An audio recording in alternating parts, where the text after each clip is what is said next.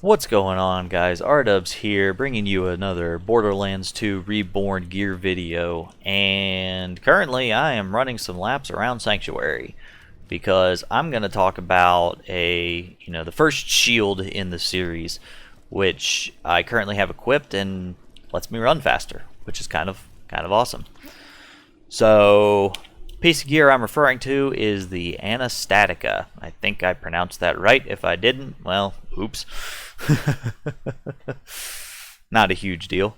But the Anastatica, this is a Ancient shield, as you can see, which is kind of funny that Ancient is upside down here. Not really sure what that's about, but you know what? Sure, we'll just go with it.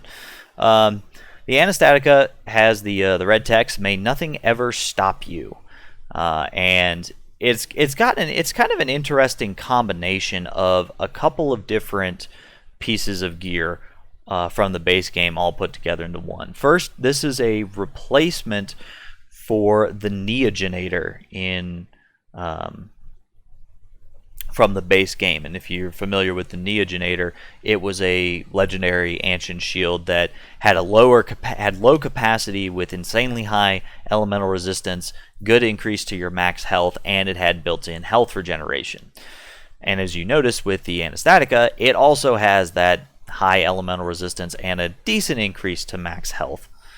But one of the other things that makes the Anastatica a little bit different is this other little bit of text here: increases the movement speed by 30% for each Anastatica equipped in the party.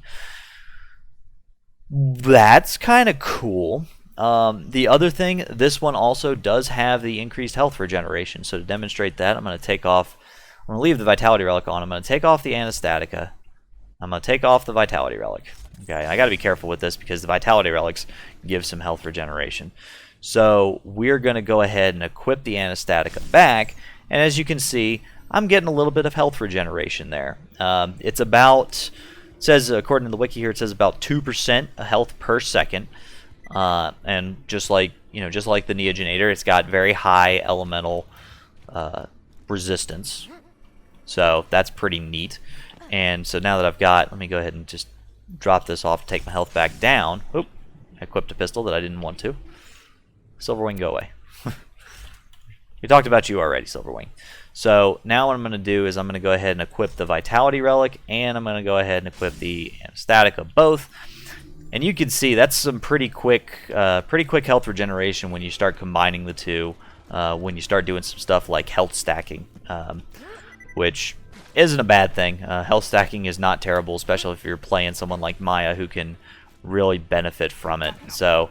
But you can see, you've got some good health regeneration just from that combination there. 2% is nothing to scoff at because, dots in this game, especially in the higher difficulties, are quite dangerous. And, 2% can really help mitigate a dot, especially if you combine it with some other effects. As an example, let me see if I can find the skill here. So Sustenance, if you had 5 out of 5 in Sustenance for Maya, you would have that 2% health regeneration, and the Anastatica just gives that to you already. So, something that's equivalent of a tier 5, I guess, with the way this is reworked. It used to be, I guess, a tier, yeah, I think it was tier 5 even in vanilla. A tier 5 skill getting effectively that bonus. It might be tier 4 actually. I think it was tier 4 because you had that as row 1, row 2.